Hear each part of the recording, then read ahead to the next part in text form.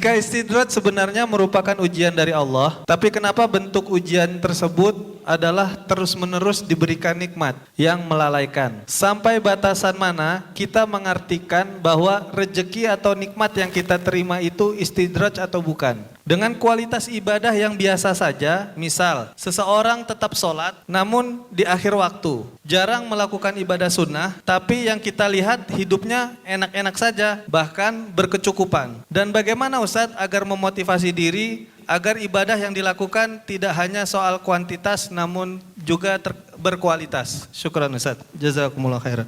Orang-orang yang tidak beriman itu beranggapan harta, kedudukan dan jabatan menjadi salah satu tanda cinta Allah dan kemuliaan yang Allah berikan kepada hambanya. Allah berfirman di surat Al-Fajr, ya, fa'ammal insanu idza mabtalahu rabbuhu fa'akramahu wa na'amahu fayaqulu rabbi akraman. Manusia ini apabila dikasih sama Allah bala, tapi bentuk balanya itu kenikmatan, jabatan, kedudukan, maka dia mengatakan Rabbi akraman, dia mengatakan Tuhanku memuliakan aku gitu. Tapi sebaliknya kalau rizkinya disempitkan, usahanya susah dan penuh dengan kesulitan hidupnya, wa amma idza mabtalahu faqadara alaihi rizqahu, kalau dikasih bala, disempitkan rizkinya, ditakar rizkinya, dia mengatakan Rabbi ahanan, Tuhanku menghinakan aku gitu. Padahal nggak seperti itu gitu. Jadi tanda cinta Allah itu kepada hambanya bukan diluaskannya rizki. Kita semua tahu bagaimana perbedaan antara Nabi Musa alaihissalam dengan Fir'aun. Nabi Musa itu 10 tahun menggembala kambing hanya untuk melunasi maharnya. Makanya antum yang nikah langsung bisa bayar mahar itu Masya Allah. Indonesia ini murah mahar Ustaz. Ustaz berapa waktu nikah maharnya? 120.000 Ustaz. Masya Allah. Wujudnya 120.000. Kalau punya 500.000 bisa 4 Ustaz ya. Masya Allah. Loh, betul kan? Iya kan 120. Oh masih ada sisanya Ustaz. 20. Masih ada susu Ustaz. Masya Allah ada susunya. Bayangkan Nabi Musa 10 tahun gembala kambing ya. 8 tahun yang wajib, 2 tahun yang ihsan. Bayangkan ya, kalau sebulan dia itu gaji gembala kambing anggap 10 juta. Sebulan ya mah.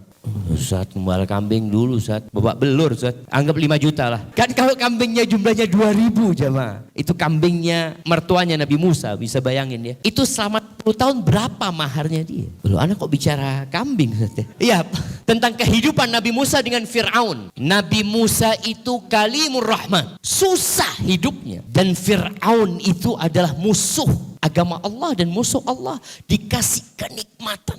Makanya sebagian teman-teman yang hijrah ini, dia berpikir, Ustaz dulu pada waktu anak sebelum hijrah Ustaz, anak itu lancar rezeki Ustaz. Ketika anak di soft pertama sholatnya, kok tambah sulit rezekinya Ustaz. Apa anak kembali ke soft terakhir Ustaz ya? Supaya rezekinya lancar lagi. Ini bicara istidraj. Makanya kalau bicara orang yang dikasih nikmat sama Allah dalam posisi dia melakukan kemaksiatan, kata Nabi SAW, idza ra'aitallaha yu'til abda ala ma'asihi ma yuhibbu fa'alam annahu istidraj. Kalau engkau melihat Allah memberikan nikmat kepada apa yang dia kasih, apa yang dia inginkan Allah kasih, padahal dia berada di atas kemaksiatan, maka ketahuilah itu yang namanya istidraj. Lalu Nabi membaca firman Allah, falamma nasu ma dzukiru bihi fatahna alaihim abwaba kulli syai hatta idza farihu bima utu akhadnahum baghtah faidahum mublisun. Tuh orang-orang yang dikasih peringatan ya, lalu dia nggak mau dengarkan peringatan, itu ternyata nggak dikasih musibah jemaah. Kalau bicara istidraj,